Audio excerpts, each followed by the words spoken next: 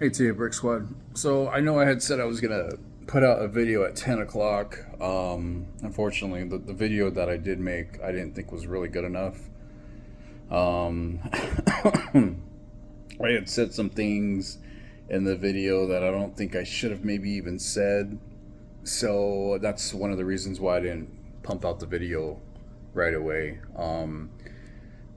So tips on building clone armies, in my opinion, my honest opinion, the way how obviously how I build them, it really comes back to budget.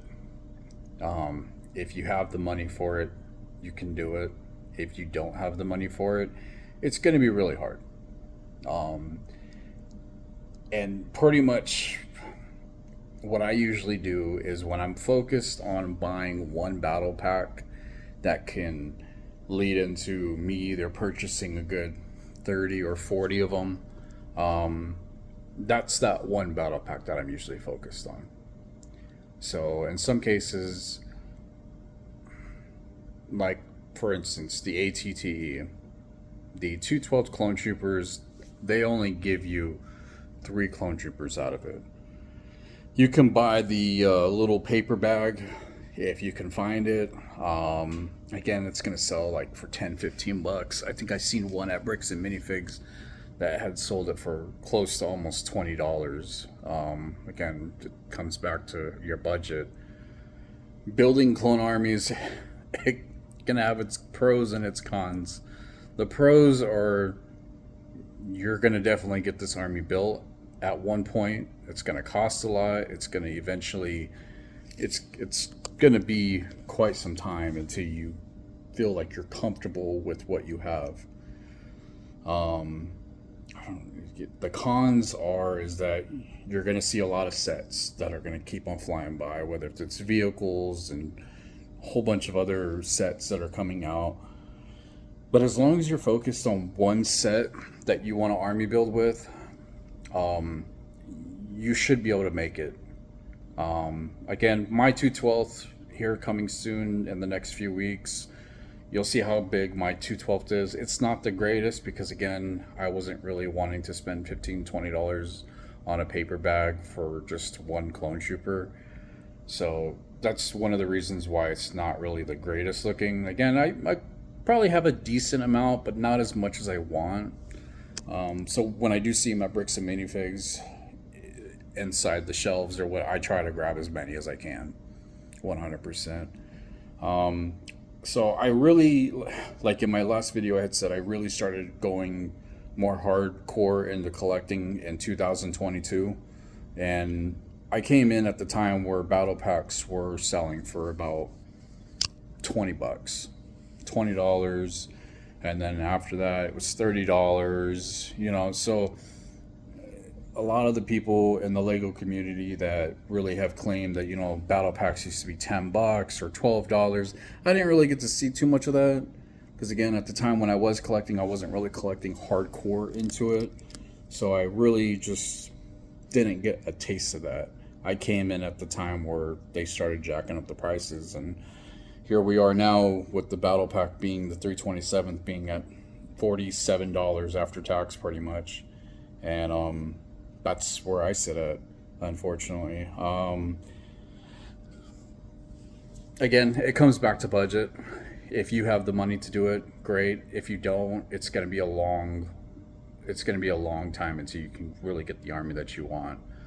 Um, so far as again, focus on just one set that you want to really army build the most with. If you get distracted, which I have, I'm guilty for it. Um, the only person you can really honestly blame is yourself because you got distracted. Again, the whole FOMO, fear of missing out. You want to get these other sets, and then those other sets might cost a lot more. Maybe sometimes for some people you have to wait till Christmas or your birthday or some type of holiday that you end up getting a set from your family or whatever. Again, it's really hard to army build. There's not really, there is a there is a hack to it, but again, it comes back if you got the money for it. Facebook Marketplace is great to a certain extent. I feel like Facebook Marketplace is probably even just as bad though, because you're going to have people who are reselling their stuff for a lot more as well too. So I mean, when it comes back to the 327th being $40 or $45, and then after tax 47, people make it seem like it's a bad set, but in reality, it's not really a bad set, because like I said, you can go into Bricks and Minifigs, and they're selling each minifigure for $8, $9, $10, and some of them are even at $15 to $16, and that's just for one clone trooper, depending again what legion / division it is. I keep on meaning to look up. So it just depends on what minifigure you're really looking for and what type of minifigure you want to do a lot of. So my Imperial Commandos, I did on my shorts.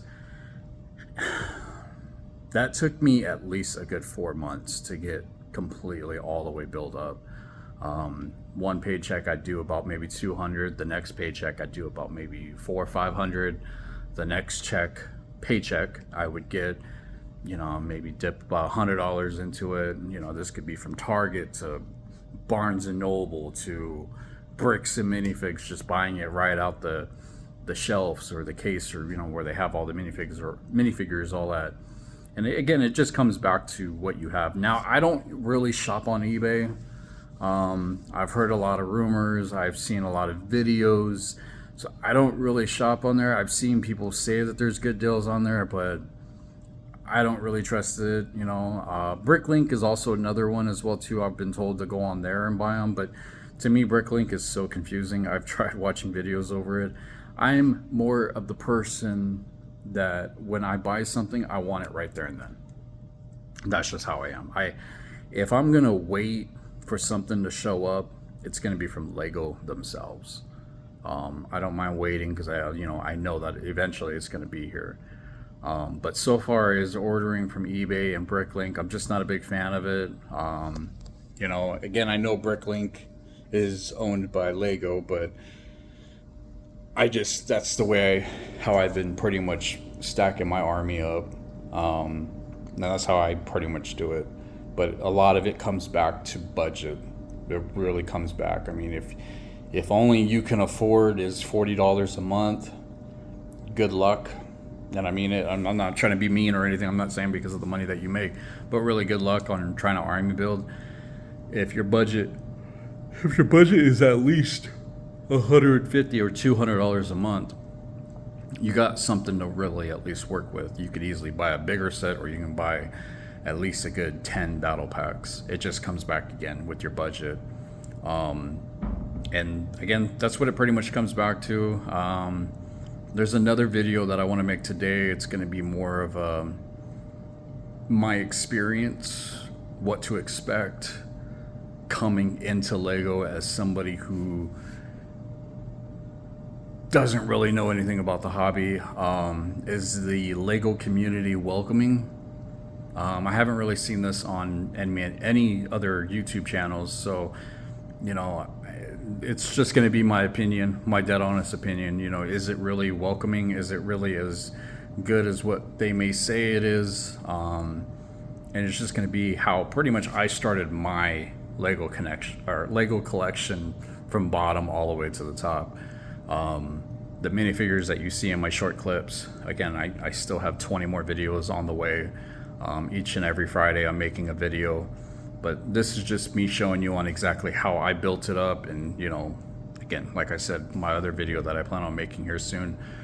And just I don't know, I think it's a topic that a lot of YouTubers need to really hit up, because it's this hobby, this addiction, this fear of missing out.